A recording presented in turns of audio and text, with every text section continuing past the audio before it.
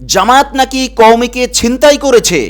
পীর সাহেব চরমনাই ও আমিরে মজলিসকেও নাকি জামায়াতের সাথে জোট করার জন্য প্রশ্নের কাঠগড়ায় দাঁড়াতে হবে। আসলে কি জামায়াত কওমিকে ছিনতাই করেছে নাকি জামায়াত কওমির হাল ধরছে? আসসালামু আলাইকুম রহমতুল্লাহ। প্রিয় দর্শক, কেমন আছেন সবাই? প্রিয় দর্শক, আজকে আমরা অত্যন্ত গুরুত্বপূর্ণ একটি বিষয় নিয়ে আপনাদের সামনে উপস্থিত হয়েছি। বিষয়টি হলো এই যে জামায়াত ইসলামী কি কওমিকে ছিনতাই করেছে নাকি জামায়াত ইসলামী কওমিকে আশ্রয় দিয়েছে ও কওমির হাল ধরেছে। চলুন আমরা মৌলিকভাবে বিষয়টা বোঝার চেষ্টা করি। বন্ধুরা, জামায়াত কি কওমিকে ছিনতাই করেছে, এই শিরোনামে আজকের অনুষ্ঠান বুঝতে হলে প্রথমেই একটি পোস্ট আমাদেরকে পর্যালোচনা করতে হবে। এরপরে আমরা আখলাক টিভির পর্যালোচনা শুনবো ইনশাআল্লাহ। বন্ধুরা, আপনারা জেনে থাকবেন যে বেশ কিছুদিন যাবৎ কওমি ঘরানার বেশ কিছু আলেম জামায়াত ইসলামীতে যোগ দিয়েছে বিভিন্ন এলাকায় বিভিন্নভাবে, এবং এক্ষেত্রে অন্যান্য ইসলামী দল এবং জেনারেল দল থেকেও জামায়াত ইসলামীতে যোগ দিয়েছে আলহামদুলিল্লাহ। তবে কওমি ঘরানা থেকে বেশ কিছু আলেম ওলামারা জামায়াত ইসলামীতে যোগ দেওয়ায় বিভিন্ন জন বিভিন্নভাবেই লেখনির মাধ্যমে প্রতিবাদ করছেন বা কেউ কেউ পর্যালোচনাও তুলে ধরছেন। এক্ষেত্রে আপনি স্ক্রিনে দেখতে পাচ্ছেন কওমি একজন তরুণ আলেমের একটি পোস্ট, যেই পোস্টে সে নিচে একটি স্ক্রিনশট দিয়ে শিরোনাম করেছে যে রাজশাহীতে শতাধিক কওমি আলেমের জামায়াতে যোগদান। এই শিরোনামের খবরের স্ক্রিনশট দিয়ে কওমি ওই তরুণ আলেম নিজেই একটা লেখা লেখলো, যেটা নিয়ে বিভিন্ন রকমের আলোচনা সমালোচনা চলমান, বিশেষ করে এই পোস্টের কমেন্ট সেকশনে। এক্ষেত্রে আখলাক টিভির কাছে এই স্ক্রিনশট পাঠিয়ে জানতে চাওয়া হয়েছে যে আসলে আপনিও তো কওমি থেকে আসছেন, বিষয়টা কেমন, কারণ এই অভিযোগগুলো কি মানবার মতো, এগুলি কি যৌক্তিক অভিযোগ নাকি উল্টো আরও জামায়াত ইসলামের উপরে জুলুম করা হচ্ছে, এ বিষয়ে আপনারা কথা বলুন।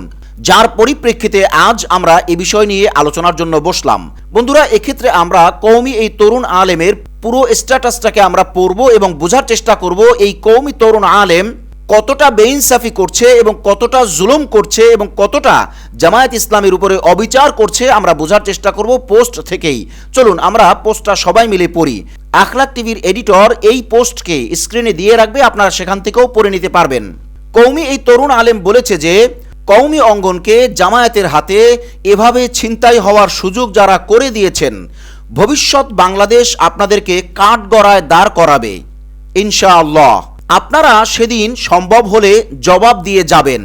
কাদেরকে উদ্দেশ্য করে বলছে একটু পরেই আমরা তুলে ধরব, এবং আপনারাও এই পোস্ট পড়ার পরেই বুঝতে পারবেন যে কাদেরকে সে প্রশ্নবিদ্ধ করেছে। এরপর তিনি বলেছেন যে যেদিন থেকে জামায়াতের নেতৃত্বে কওমি ভাবধারার কয়েকটি দল পথ চলতে শুরু করলো এবং সর্বশেষ তাদের কথিত ইসলামিক রসায়নে অষ্টচক্র গড়ে উঠল, সেদিন থেকেই বলে আসছি কোন মহাজন নিজ হাতে ধরে কওমি অঙ্গনকে জামায়াতের হাতে তুলে দিচ্ছেন। এরপর তিনি বলেছেন যে হাসিনার হাত থেকে কওমির সনদের স্বীকৃতি নিতে গিয়েও আরও অনেক শালীনতা এবং লজ্জা শরম রাখা হয়েছিল, কিন্তু এই যে এইভাবে দেওবন্দি ধারার আলেম ওলামাকে ভ্রান্ত মৌদুদি ধারায় ধাবিত হওয়ার পথ সুগম করে দেয়া হলো, এর জন্য অবশ্যই প্রশ্ন করতে হবে। এরপর কওমি তরুণ এই আলেম তার পোস্টের শেষাংশে বলেছেন যে আমাদের আকাবিরে দেওবন্দ কোনো এক বা একাধিক মহাজনকে এই সুযোগ দেননি যে তারা আমাদের এই অঙ্গনকে মৌদুদিবাদীদের হাতে তুলে দিবেন। এই ছিল তার পোস্ট। বন্ধুরা, চলুন এবার আমরা এই পোস্টকে পাশে রেখে পর্যালোচনায় যাই। এই পোস্ট পড়ার পরে আপনারা ক্লিয়ার বুঝতে পেরেছেন যে এখানে জামায়াতের সাথে যারা ঐক্যবদ্ধ হয়েছে মূলত তাদেরকেই মিন করা হয়েছে, যেহেতু বলা হয়েছে অষ্টচক্র, মানে 8 দলীয় জোটকে অষ্টচক্র বলা হয়েছে। আর এখানে মিন করা হয়েছে ইবনে শাইখুল হাদিস তথা আমিরে মজলিস আল্লামা মামুনুল হক সাহেবকে এবং চরমনাই পীর সাহেবকে এবং কওমি ঘরানার আরও যারা রয়েছেন তাদের সকলকেই এখানে প্রশ্নবিদ্ধ করা হয়েছে, এবং তাদেরকে নাকি কোনো এক সময় জবাবদিহিতার কাঠগড়ায়ও দাঁড়াতে হবে। আর 8 দলীয় জোটকে অষ্টচক্র বলে যে উপহাস করা হয়েছে, একই সাথে সে দাবি করেছে যে কওমি সনদ আনতেও, মানে হাসিনার হাত থেকে কওমি সনদ আনতেও নাকি এর চাইতে কম ভোগান্তি হয়েছে, কিছুটা নাকি লজ্জা শরমও ছিল। এই হলো এর পোস্টের ভাষা। এরপর চরমনাই ঘরানা, মজলিস ঘরানা অর্থাৎ কওমি ঘরানার এনারা যারা আছেন এনাদের সকলকে মহাজন বলে উপহাস করা হয়েছে। এখন বন্ধুরা, আপনাদের কাছে আমাদের প্রশ্ন, কওমি সনদ আনতে গিয়ে কি কোনো লজ্জা শরম রাখা হয়েছিল? আপনারা এই জায়গাটাকে আরো একবার খেয়াল করে দেখেন। তিনি বলেছেন যে হাসিনার হাত থেকে কওমির সনদের স্বীকৃতি নিতে গিয়েও আরো অনেক শালীনতা এবং লজ্জা শরম রাখা হয়েছিল। কিন্তু এই যে এইভাবে দেওবন্দি ধারার আলেম ওলামাকে ভ্রান্ত মওদুদি ধারায় ধাবিত হওয়ার পথ সুগম করে দেওয়া হলো, এর জন্য অবশ্যই প্রশ্ন করতে হবে। এই হলো কওমি তরুণ আলেমের পোস্টের এই অবস্থা। বন্ধুরা, এবার আমাদের প্রশ্ন, হাসিনার হাত থেকে স্বীকৃতি আনতে গিয়ে লজ্জা শরমের বাকি রাখা হয়েছিল কি? সেখানে তো পরিষ্কার করে বলা হয়েছিল শাপলা চত্বরে নাকি কোনো আক্রমণই করা হয় নাই, কোনো মাইরি দেওয়া হয় নাই, কোনো রকমেরই কোনো সমস্যা করা হয় নাই। এর চাইতে বড় মিথ্যাচার, এর চাইতে বড় নিকৃষ্ট জুলুম, এর চাইতে বড় নির্লজ্জ বেহায়াপনা আর কি পৃথিবীতে হতে পারে? এখন কওমি তরুণ কিছু আলেমদের বিবেকে যদি অথবা অন্য কোনোভাবে যদি পচে যায়, গান্দা হয়ে যায়, সে দায় তো আর আমরা নিব না, সেটা তো জাতি দেখবে, তাই নয় কি? চলেন এইবার আমরা একটু পর্যালোচনার দিকে যাই। আমরা একদম খোলা কাসাভাবে যদি বলি তাহলে পরিষ্কারভাবে এভাবে বলতে হবে যে জবাব দিতে হবে আসলে কাকে? আমিরে মজলিসকে, পীর সাহেব চরমনাইকে, নাকি কওমি দায়িত্বশীল মুরব্বীদেরকে? এই প্রশ্ন থাকলো আপনাদের সকলের কাছে আমাদের। অবশ্য এ জায়গায় আমরা মুরব্বীদেরকে তেমন দোষারোপ করতে চাই না, কিন্তু কিছু তরুণ অবিবেচক কওমি আলেম যখন এইভাবে করে একের পর এক মিথ্যাচার করে, জুলুম করে, অভিযোগ করে, তখন তো এই প্রশ্ন তুলতেই হয় যে কওমি মুরব্বীরা কি কওমি তরুণদেরকে রাহবারি করতে পেরেছে? এখানে কিন্তু দার্স তাদরিসের ব্যাপারে বলা হয় নাই বা কওমি শিক্ষাগত বিষয় বলা হয় নাই, শুধুমাত্র বাইরের পরিবেশ, রাজনীতি, জীবন পরিচালনা এবং একটা মানুষ শিক্ষা দীক্ষার পরে কিভাবে সে সেটেল হবে, এই সকল বিষয় কিন্তু বলা হয়েছে। এবার আমরা একটা সরল প্রশ্ন করি, যেহেতু জামায়াতের বিরুদ্ধেই যত অভিযোগ, আর জামায়াত সব কওমিকে ছিনতাই করে নিয়েছে, জামায়াত কওমি দখল করেছে, জামায়াত এই করেছে সেই করেছে, এবার আমরা একটা প্রশ্ন রাখি এই ধরনের কওমি তরুণ বিপদগামী আলেমদের কাছে যে আচ্ছা, জামায়াত ইসলামী ছাড়া শুধু কওমিরা ঐক্য হতে পারেনি কেন? এখনো পর্যন্ত কোনো ঐক্যবদ্ধ প্ল্যাটফর্ম কওমিরা গড়তে পারেনি কেন? এটাও কি জামায়াতের দোষ? এরপরে যদি আমরা আরেকটু সামনে আগাই যে এখনো পর্যন্ত পারছেন না কেন, এই সমস্ত সময়ও কেন কওমিরা ঐক্যবদ্ধ হতে পারছেন না, অর্থাৎ এতদিন যাবৎ পারেনি কেন এবং এখনো পারছেন না কেন, আর ভবিষ্যতেও কি তারা কোনোদিন ঐক্যবদ্ধ হতে পারবে? আপনি লিখে রাখতে পারেন, কওমি মাসলাকের কওমি আলেমরা অন্তত রাজনৈতিক প্ল্যাটফর্মে কখন ঐক্যবদ্ধ হবে? ইম্পসিবল, এটা হইতে পারে না, এটা কোনোদিনই সম্ভব না। যদি কোনোদিন হয় তখন ইনশাল্লাহ আমি সরি বলবো, আর যদি না হয় তাহলে অপেক্ষা করেন এবং দেখতে থাকেন, অর্থাৎ ওয়েট অ্যান্ড সি। এই যে কওমি জগৎ শতভাগে উপভাগে বিভক্ত, এটার কি কোনো সদুত্তর এরা কোনোদিন দিতে পারবে?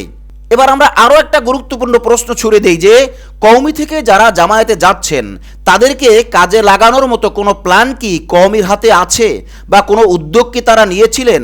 অর্থাৎ কওমি যুবকদেরকে, কওমি তরুণদেরকে, কওমি ফারিগিনদেরকে, কওমি যোগ্য লোকদেরকে কি কওমিরা নিজেদের কাজে বা নিজেদের মতো করে বা নিজেদের ওয়েতে বা নিজেদের প্ল্যাটফর্মগত দিক থেকে কোনোভাবেই কি তারা যথোপযুক্ত ব্যবহার করতে পেরেছে?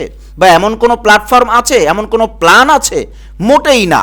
অতএব যদি কেউ জামায়াতে যায় সেইটা যদি দোষের হয়, তাহলে এদেরকে কেন মূল্যায়ন করা হলো না? এইটা কি দোষের নয়? এবার আমরা আরও একটা গুরুত্বপূর্ণ প্রশ্ন তুলি, যারা জামায়াতে গিয়েছে বা যাবে তাদের ব্যাপার না হয় বাদই দিলাম, কিন্তু কওমি তরুণদেরকে অন্ধকারে আটকে রাখার দায় কার?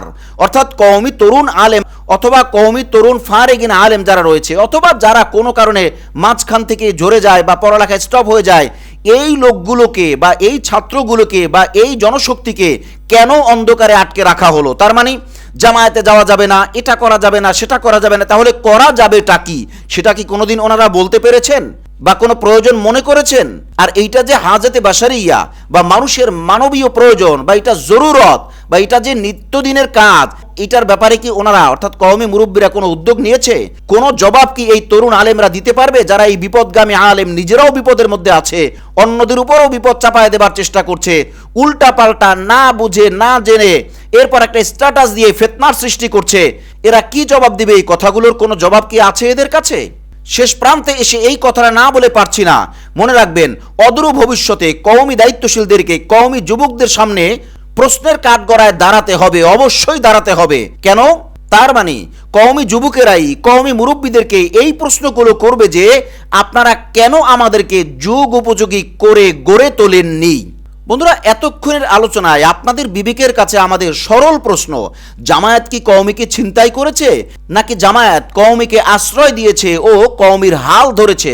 হ্যাঁ, অদূর ভবিষ্যতে একটা সময় কওমি থেকে জামায়াতে দলে দলে মানুষ যাবে, যাচ্ছে, যেতে বাধ্য, যেতে হবে। কেন? জামায়াতের কাছে আছে আদর্শবান রাজনীতি জামায়াতের কাছে আছে, আদর্শবান পথ চলা জামায়াতের কাছে আছে, যুগ উপযোগী প্ল্যাটফর্ম যেই জিনিসটা আমাদের কওমিদের কাছে নাই। অতএব যেটা নাই সেটা নিয়ে এত চেঁচামেচি না করে যেটা আছে বা যাদের কাছে আছে তাদের সাথে মিলে কাজ করলে সমস্যাটা কোথায়, এই বিষয়ে প্রশ্ন থাকলো আপনাদের কাছে। বন্ধুরা, আজ তাহলে এই পর্যন্তই। দেখা হচ্ছে পরবর্তী কোনো লাইভে অথবা পরবর্তী কোনো ভিডিও বার্তায় ইনশাআল্লাহ। ওয়াসসালামু আলাইকুম ওয়া রাহমাতুল্লাহি ওয়া বারাকাতুহু।